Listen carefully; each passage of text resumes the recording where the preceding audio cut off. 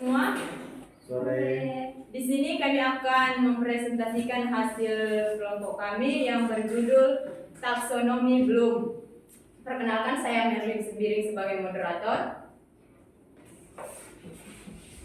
Perkenalkan, nama saya Melinda Yusuf sebagai penyaji.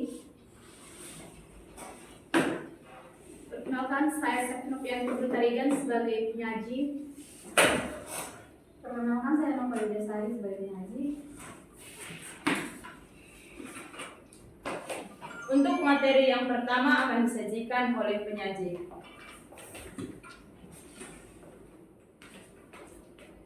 Taksonomi dapat diartikan sebagai pengelompokan suatu hal berdasarkan hierarki atau tingkatan yang mengidentifikasi keterampilan berpikir mulai dari jenjang yang rendah hingga ke jenjang yang lebih tinggi. Taksonomi Bloom adalah konsep struktur berpikir yang digunakan dalam kegiatan pembelajaran. Konsep ini bisa dimanfaatkan oleh para pengajar seperti guru dalam menyusun kurikulum.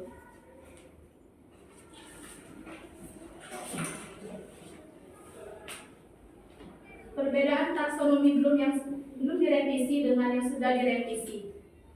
1. Taksonomi Bloom lama hanya memiliki satu dimensi, yaitu ranah kognitif yang terdiri dari 6 tingkatan, yaitu pengetahuan, pemahaman, aplikasi, analisis, sintesis, dan evaluasi. Taksonomi Bloom revisi memiliki 2 dimensi, yaitu dimensi proses kognitif dan dimensi pengetahuan. Dimensi proses kognitif juga terdiri dari 6 tingkatan, yaitu mengingat, memahami, mengaplikasikan, menganalisis, mengevaluasi, dan mencipta. Dimensi pengetahuan terdiri dari 4 jenis, yaitu pengetahuan faktual, konseptual, prosedural, dan metakognitif. Yang kedua, taksonomi Bloom lama menggunakan kata benda untuk menamai tingkatan ranah kognitif.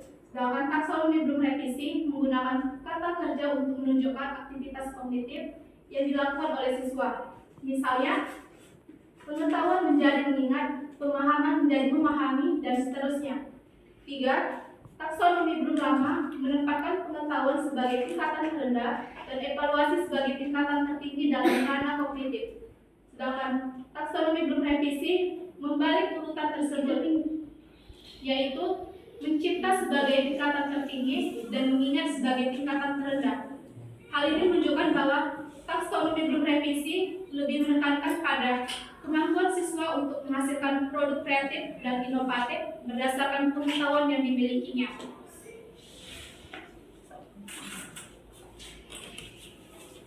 Dimensi pengetahuan taksonomi Bloom yang sudah direvisi. Yang pertama, mengingat atau remembering, kemampuan untuk mengingat fakta dan mengingat informasi. Yang kedua, memahami atau understanding, kemampuan untuk memahami makna dari informasi yang dipresentasikan. Yang ketiga, menerapkan atau applying, kemampuan untuk menggunakan pengetahuan atau konsep dalam situasi baru atau konkret. Yang keempat, menganalisis atau analyzing, kemampuan untuk memecah informasi menjadi bagian-bagian yang lebih kecil dan memahami hubungan antar bagian tersebut. Yang kelima, mengevaluasi atau evaluating, kemampuan untuk membuat keputusan berdasarkan kriteria dan standar yang diberikan. Dan yang keenam, menciptakan atau creating, kemampuan untuk membuat sesuatu yang baru berdasarkan pengetahuan yang telah dikuasai. Revisi ini memberikan pandangan yang lebih baik, yang lebih kontekstual dan relevan terhadap perkembangan pendidikan modern.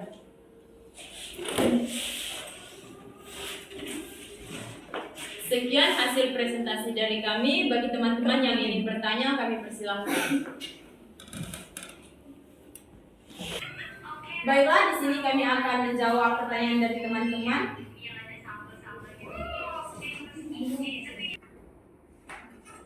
Baiklah, di sini kami akan menjawab pertanyaan dari teman-teman yang akan dijawab oleh penyaji. Baiklah, di sini saya akan menjawab pertanyaan dari kelompok 4, yaitu Dike, yang dimana dalam penerapannya adalah taksonomi Bloom dapat diterapkan dalam berbagai mata pelajaran pada setiap jenjang pendidikan, mulai dari sekolah dasar atau SD hingga sekolah menengah atas atau SMA. Bagaimana jawabannya Niki? Apa dapat diterima? Dapat diterima. Terima kasih.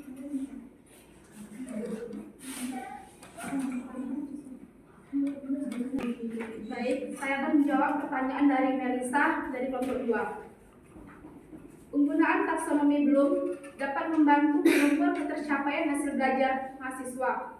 Dalam pencapaian prana efektif dan psikomotorik diperlukan muatan pendidikan karakter propentik. Apakah juga diterima? Baik, saya dapat terima.